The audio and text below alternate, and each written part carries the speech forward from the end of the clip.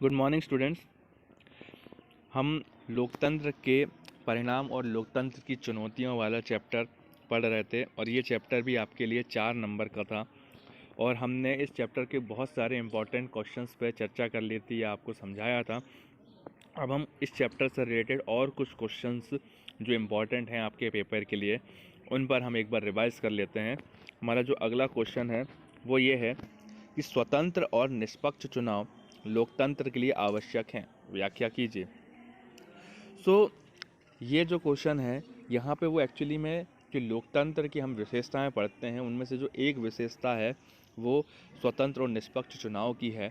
हमें उस बताना है कि ये जो विशेषता है हम क्यों कहते हैं कि ये विशेषता लोकतंत्र के लिए आवश्यक होती है और हमें ये समझना है। लोकतंत्र में निश्चित अवधि उपरांत चुनाव कराए जाते हैं। चुनाव में निर्वाचित जनप्रतिनिधि जनता के प्रति उत्तरदायी होते हैं। जनमत होने तक ही किसी सरकार का अस्तित्व होता है।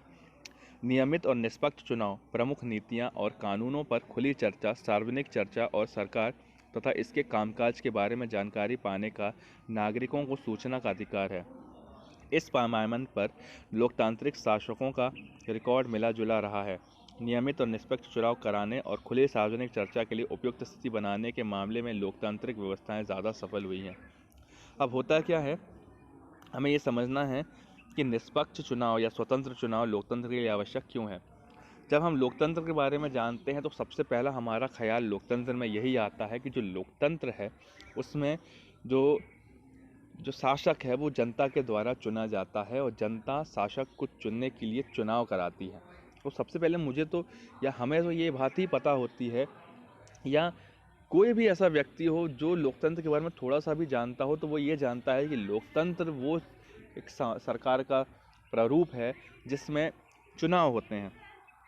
पर यदि हम इसको व्याख्या करें तो हमें ये पता चलती है कि लोकतंत्र में जो चुनाव होते हैं केवल वो एक आम चुनाव नहीं होते बल्कि इस चुनाव की भी बहुत विशेषताएं होती हैं। और विशेषता ये है कि लोकतंत्र में होने वाले चुनाव सबसे पहले तो हमेशा नियमित अवधि में होते रहते हैं, है ना।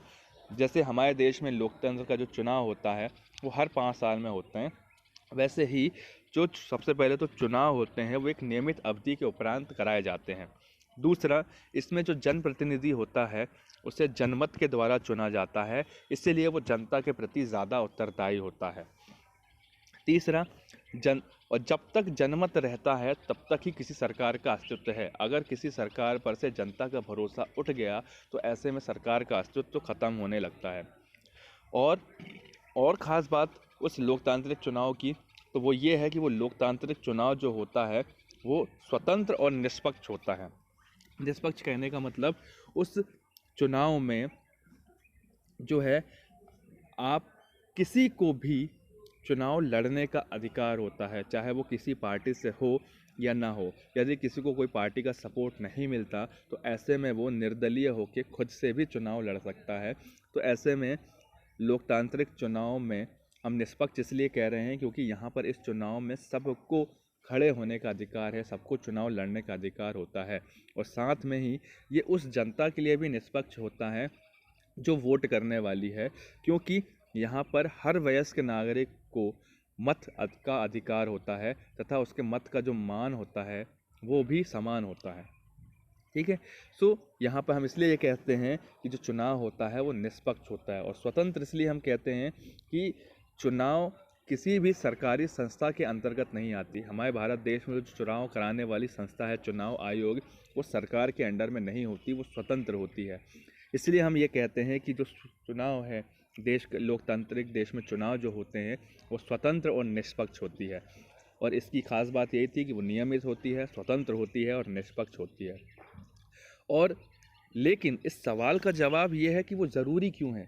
तो वो ज़रूरी लोकतंत्र स्वतंत्र और निष्पक्ष चुनाव के लिए लोकतंत्र आवश्यक इसलिए है क्योंकि स्वतंत्र, निष्पक्ष और नियमित चुनाव कराने के लिए जो भी माहौल चाहिए होता है जो भी स्थितियां चाहिए होती हैं वो स्थिति आपको किसी भी लोकतांत्रिक देश में ही मिलेगी, गैर लोकतांत्रिक देश में नहीं मिल सकती। उदाहरण के तौर पे यदि मान लो किसी देश में राजशाही है या तानाशाही है, तो आप उस देश में नियमित चुनाव तो करा सकते हो, पर आप निष्पक्ष चुनाव नहीं करा सकते, क्योंकि चूंकि वहाँ पे तानाशाही है तो तानाशाह जो होता है वो सबको चुनाव लड़ने का अधिकार नहीं देता, खुद ही चुनाव लड़ता है। अगर चुनाव होता भी है तो वो खुद ही लड़ता है। तो ऐसे में जनता के पास या लोगों के पास चुनने का विकल्प खत्म हो जाता है। तो फिर हम ऐसे चुनाव को निष्पक्ष चुनाव नहीं कह सकते। इसलिए जो निष्पक्ष या स्वतंत्र चुनाव के लिए जो भी स्थितियां होती हैं वो केवल और केवल आपको लोकतांत्रिक देश में ही मिलती हैं। इसलिए हम ये कहते हैं कि स्वतंत्र और निष्पक्ष चुनाव लोकतंत्र के लिए आवश्यक हैं, और ये केवल लोकतंत्र ही है जो आपको ऐसी स्थितियां देता है। और एक अच्छी बात ये भी है कि ऐसे चुनाव के बाद जो सरकार बनती है, चूँकि उनको सरकार को जनता ने ही चुना होता है और जनता का मत होने तक ही उस सरकार का अस्तित्व होता है, इसलिए ऐसी सरकार जनता के प्रति ज़्यादा उत्तरदायी भी होती हैं। और सरकार के काम काज पर नज़र रखने के लिए नागरिकों को सूचना का अधिकार भी दिया हुआ है। इससे ये भी होता है कि सरकार असंवैधानिक तरीकों का इस्तेमाल नहीं कर सकती किसी भी कार्य को करने के लिए, क्योंकि जनता की उसके कार्य पर नज़र होती है। इसलिए स्वतंत्र और निष्पक्ष चुनाव किसी भी लोकतंत्र के लिए आवश्यक हैं। अगला सवाल हमारा ये है कि लोकतंत्र के परिणामों का मूल्यांकन करें। अब जब आपके देश में लोकतंत्र है तो लोकतंत्र देश में जो भी परिणाम हैं या जनता का जो भी कहना चाहिए, जो भी भरोसा है या जो भी उसके बारे में उनकी राय है, उसके बारे में हमें मूल्यांकन करना है। तो सबसे पहली बात तो यह है, लोकतांत्रिक शासन व्यवस्था जो है वो लोगों की अपनी शासन व्यवस्था है, और इसका कारण ये है क्योंकि इस शासन व्यवस्था में जो शासक होता है वो जनता के द्वारा ही चुना जाता है। क्योंकि शासक का चुनाव जनता ही कर रही है और जनता विकल्पों में से शासक चुन रही है, अतः उस शासक पर जनता का भरोसा है। इसलिए इस शासन को लोगों की शासन भी कहा जाता है। इसी कारण से पूरी दुनिया में लोकतंत्र के विचारों के प्रति ज़बरदस्त समर्थन का भाव है, और यही वो कारण है जिसके कारण पूरी दुनिया जो है वो लोकतंत्र का सपोर्ट करती है, समर्थन करती है। और जिन भी देशों में लोकतंत्र नहीं होता वो चाहती है कि उनके देशों में लोकतंत्र आए।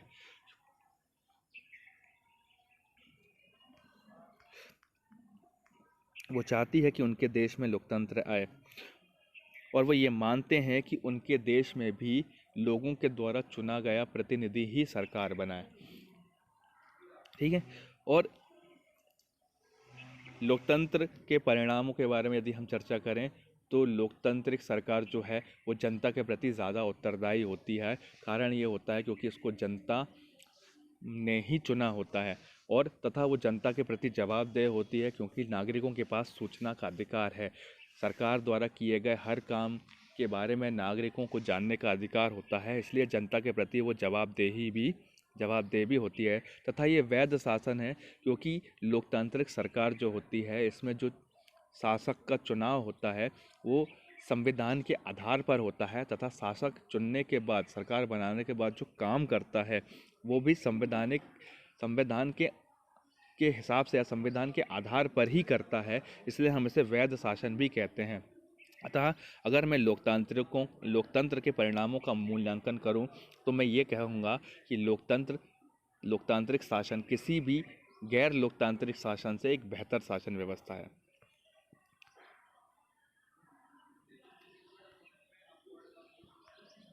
अगला, लोकतांत्रिक सरकार किस तरह से पारदर्शी होती है। अब हमने अभी आपको ये बताया था कि पारदर्शी का मतलब क्या है। पारदर्शी हम उस चीज़ को कहते हैं जिसके आर पार देखा जा सके। तो यहाँ पर लोकतांत्रिक सरकार को पारदर्शी पूछा गया है कि वो किस तरीके से पारदर्शी है। तो इसका कारण ये है कि जो लोकतांत्रिक सरकार होती है वो जनता के प्रति जवाबदेही होती है, और वो जवाबदेही इसलिए होती है क्योंकि 2005 में जनता को सूचना का अधिकार मिला हुआ है। अक्टूबर 2005 में हमारे देश की जनता को ये सूचना का अधिकार दिया गया, जिसके तहत किसी भी सरकार द्वारा किए गए काम के बारे में जानकारी लेने का नागरिकों का अधिकार है, और वो सरकार से उनके कामों की सूचना को ले सकती है, यह अधिकार उनको दिया गया है। अतः हम ये कह सकते हैं कि सरकार जो भी काम करती है जनता को उसको जानने का अधिकार होता है। इसलिए सरकार का हर काम जनता के सामने या जनता को बता के किया जा सकता है, या जनता को उसके बारे में जानने का अधिकार होता है, और इसलिए हम लोकतांत्रिक सरकार को पारदर्शी कहते हैं। लोकतंत्र में इस बात की पक्की व्यवस्था होती है कि फैसले कुछ कायदे कानून के अनुसार होंगे, और अगर कोई नागरिक यह जानना चाहे कि कायदे कानून के अनुसार हैं, अगर कोई नागरिक जानना चाहे कि फैसले लेने में नियमों का पालन हुआ है या नहीं, तो वह इसका पता कर सकता है। जैसा कि मैंने आपको बताया कि लोकतांत्रिक सरकार में सरकार जो भी काम करती है वो संविधान के आधार पर करती है, कुछ नियमों के आधार पर करती है। ऐसे में यदि कभी भी नागरिक को ऐसा लगता है कि क्या नियमों का पालन हुआ है या नहीं फैसले लेने में, तो ऐसे में वो सरकार जान भी सकती है, सरकार से पूछ भी सकती है। और उसे ना सिर्फ जानने का अधिकार है, उसे ना सिर्फ ये जानने का अधिकार है, बल्कि उसके पास ये साधन भी उपलब्ध हैं। इसे पारदर्शी कहते हैं, जो लोकतांत्रिक व्यवस्था में है। लोकतांत्रिक व्यवस्था में ऐसी सरकार का गठन होगा जो कायदे कानून को मानेगी तथा लोगों के प्रति जवाबदेह होगी। ठीक है। सो हमने ये बात कही कि वो पारदर्शी इसलिए कही जाती है क्योंकि यहाँ पे जनता के पास सूचना का अधिकार है। यहाँ पे सरकार जो भी काम करती है, सबसे पहले तो सरकार जो भी काम करेगी वो संवैधानिक दायरे में रह के ही कर सकती है। और इसके पश्चात अगर कभी नागरिक को ऐसा लगता है कि संविधान के दायरे में काम नहीं हुआ है, तो वो सरकार से इसके बारे में जवाब भी मांग सकती है। और चूंकि सरकार यहाँ पे नागरिकों को उनके सवालों का जवाब देती है तथा अपने फैसलों के बारे में जनता को बताती है, इसलिए मैं लोकतांत्रिक सरकार को या लोकतांत्रिक शासन को पारदर्शी शासन कहता हूँ। और आखिरी सवाल, महिलाओं को समान अधिकार दिलाने में लोकतंत्र की क्या भूमिका है? सबसे पहली बात तो ये है कि लोकतंत्र के बारे में विशेषता यदि हम पढ़ें तो हमने लोकतंत्र की एक विशेषता यह पढ़ी थी कि लोकतंत्र नागरिकों की गरिमा और आज़ादी को देता है। हमने ये पढ़ा कि लोकतंत्र नागरिकों को गरिमा या उनको आज़ादी का जो अधिकार है वो देता है। ऐसे में अगर आप देखोगे कि यदि हम किसी एक समुदाय या समाज को हम नीचा दिखाएं, ये लोकतंत्र की विशेषता नहीं है। लोकतंत्र में सारे समाज को या सभी जनता को बराबर अधिकार दिए जाते हैं, और किसी भी व्यक्ति का जो भी उसका जायज़ हक होता है वो दिया जाता है। ऐसे में महिलाओं के बारे में यदि हम जिक्र करें तो जो लोकतंत्र है तो यहाँ पर महिलाओं की गरिमा पर भी विशेष ध्यान रखता है, और ऐसे में उनकी गरिमा को बनाए रखने के लिए तथा उनको उनके जायज़ हक देने के लिए महिलाओं को भी समान अधिकार दिलाने का दावा करता है। दुनिया में अधिकांश समाज पुरुष प्रधान समाज रहे हैं। हमने ये बात की है कि पहले की बात करें या हम आज के समाजों की भी बात करें तो अधिकांश समाज जो है वो पुरुष प्रधान समाज है। और ऐसे में पुरुष प्रधान समाज में होता क्या है कि महिलाएं लंबे अरसे से संघर्ष कर रही हैं अपना अधिकार पाने के लिए, और ऐसे पुरुष प्रधान समाज में महिलाओं को कम आंका जाता है या उनको कम आज़ादी दी जाती है, उनकी गरिमा को कम माना जाता है। तो ऐसे में लोकतंत्र जो है उनकी गरिमा को भी ध्यान में रखते हुए, उनकी आज़ादी को भी ध्यान में रखते हुए उनको भी समान अधिकार दिलाता है। तो ऐसे में यदि आप किसी गैर लोकतांत्रिक सरकार से यदि हम तुलना करते हैं तो आपसे हमने देखा है कि अभी भी ऐसे कई देश हैं जहां पे महिलाओं को अधिकार उतने प्राप्त नहीं हैं, और इसका कारण है कि वहां पे लोकतांत्रिक सरकार नहीं है। हम ये कह सकते हैं कि जो लोकतांत्रिक सरकार है वो महिलाओं को समान अधिकार दिलाने में भी महत्वपूर्ण भूमिका निभाती है। एक बार हम आंसर रीड कर लेते हैं। व्यक्ति की गरिमा और आज़ादी के मामले में लोकतांत्रिक व्यवस्था किसी भी अन्य शासन प्रणाली से काफ़ी महंगी है। दुनिया के अधिकांश समाज पुरुष प्रधान समाज रहे हैं, और महिलाओं के लंबे संघर्ष के बाद अब आकर ये माना जाने लगा है कि महिलाओं के साथ गरिमा और समानता का व्यवहार लोकतंत्र के लिए ज़रूरी शर्त है। और आज अगर कहीं ये हालत है तो इसका मतलब ये है कि औरतों के साथ सदा से सम्मान का व्यवहार हुआ है। बहरहाल एक बार जब सिद्धांत रूप में ये बात को स्वीकार कर लिया गया है तो अब औरतों के लिए वैधानिक और नैतिक रूप से अपने प्रति गलत मान्यता और व्यवहार के खिलाफ संघर्ष करना आसान हो गया है। यह सब एक लोकतांत्रिक देश में ही संभव है। जैसा कि मैंने आपसे कहा कि एक लोकतांत्रिक सरकार ही है जो व्यक्ति की गरिमा तथा आज़ादी का ध्यान में रखती है, और यह केवल और केवल सिर्फ एक लोकतांत्रिक देश में ही हो सकता है या एक लोकतंत्र के कारण ही हो सकता है। ठीक है, तो हमने लोकतंत्र के परिणाम के बारे में कुछ चीज़ें पढ़ी। अब ये चैप्टर जो 4 नंबर का है ये हमारे लिए ख़त्म हो गया है।